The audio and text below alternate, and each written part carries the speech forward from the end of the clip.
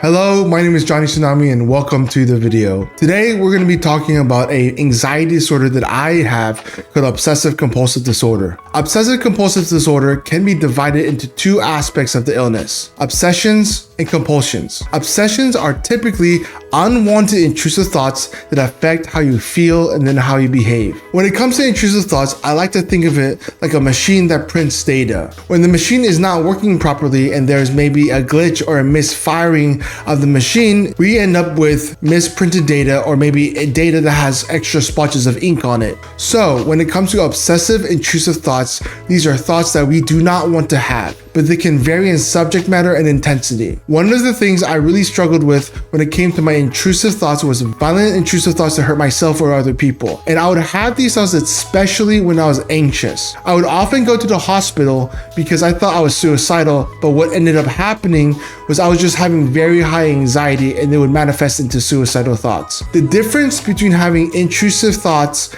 and having active homicidal or suicidal ideation is the intent and desire to act on these thoughts. So it's very important to distinguish and separate, am I having these thoughts because I actually am so depressed and I want to hurt myself, or I'm so angry I want to hurt other people, or is this a result of anxiety? Compulsions are a result of the behavioral actions that happen after you have intrusive thoughts. The difference between impulsive behavior and compulsive behavior is that with impulsive behavior, you are not thinking before you are doing the action. With compulsive behavior, you feel like you have to act on the action to prevent something worse from happening. Compulsions don't always have to be things like hand washing, light switch flipping, and separating food. People do compulsions because if they don't do the thing that makes them feel comfortable from the anxiety, then they're gonna get more anxious. This is a good segue into talking about the model of anxiety. When it comes to anxiety, people often avoid things that make them anxious. However, when you avoid something that makes you anxious, even though it's not an actual threat, something to be afraid of, you end up being in a position where you do not deal with anxiety and the anxiety comes back. So if I am anxious whenever this thing happens and I do a behavior that lowers anxiety a little bit because I'm avoiding something, it will still come back up because I still haven't dealt with it. With treatment like exposure therapy, one of the things they do is they help you realize that when you expose yourself to the thing that makes you anxious, it does make you a little more anxious. But by prolonging your exposure to it and desensitizing your experience with it, you permanently lower anxiety. For me, I had a lot of aggressive, violent thoughts about religion, my family, and myself. And I didn't know how to cope with it. So I did exposure therapy for about 3 weeks. The great thing about exposure therapy is it's not a long-term treatment. You can do an outpatient program and it ends up being extremely effective. Because of exposure therapy, my anxiety from that treatment decreased by about 90% permanently. And there are things that I practice even today to deal with my anxiety. For example, if I'm having negative intrusive thoughts about someone's appearance, and I will let myself have those thoughts. I will entertain them. I will let myself have those thoughts.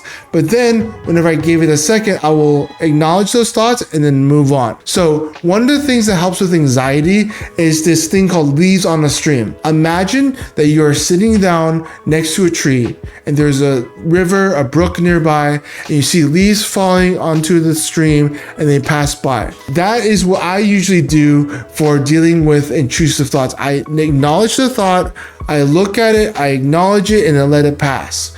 It's not that I'm entertaining it. It's not that I'm trying to get worse from it. I'm just looking at it, I'm acknowledging it and letting it pass. So if I have a thought to cut open a puppy, I'll let myself have that thought. I'm not going to cut open a puppy, but it's because it's a misfiring of the brain. I have a mental illness. So in order to affect your compulsions and how you behave so that anxiety is more manageable, it is important to understand the model of cognitive behavioral therapy, which is that your thoughts affect how you feel and experience the world, which affect how you behave. Typically, when you think a thought and affects how you feel, we think of it as just, it's just emotion. Part of emotions is just the general subjective experience of yourself. which means that you have a physical body, and when you feel an emotion, you also feel physical sensations. So sometimes when I feel anxious, I might feel tingling on my skin, I might feel clammy hands, I might get a cold sweat. So when we change the way how we think about a situation, it affects how we feel and experience the world, which affects how we behave with our compulsions. So in order to better handle compulsions, it's not possible to change them simply through just sheer willpower. It is important to understand the relationship of anxiety between your thoughts, emotions, and behaviors. Sometimes you do compulsions and they're not necessarily harmful, and that helps you deal with anxiety. But there are some compulsions, maybe things like drinking alcohol, participating in too much sexual activity, and other destructive behaviors that you need to seek treatment for. Another option is to take psychiatric medication for OCD. So typically, medication for OCD comes in the form of SSRIs and SNRIs. These medications can help with decreasing anxiety, decreasing depression, and having a general better control of your anxiety. Many people who have OCD take SSRIs, selective serotonin reuptake inhibitor medication for their OCD. However, for people like me who have bipolar aspects to my mental illness, SSRIs can exacerbate manic symptoms and cause dangerous effects.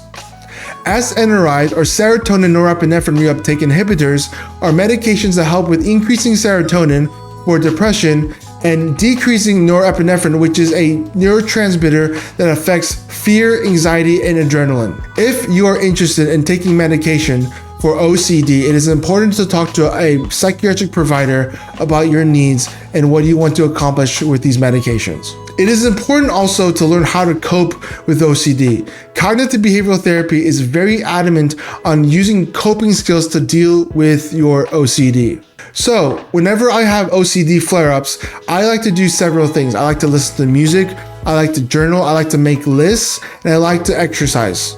Having intrusive thoughts isn't always having a choice. However, it is important to take charge of your mental health and work on how you think so that you can change how you behave. I hope this video was helpful and informative. Thank you so much for watching my video. I appreciate all the help and support you guys have given me on this channel. I will continue to make mental health, gaming, and anime content on this channel, and I'll see you in the next video. Peace.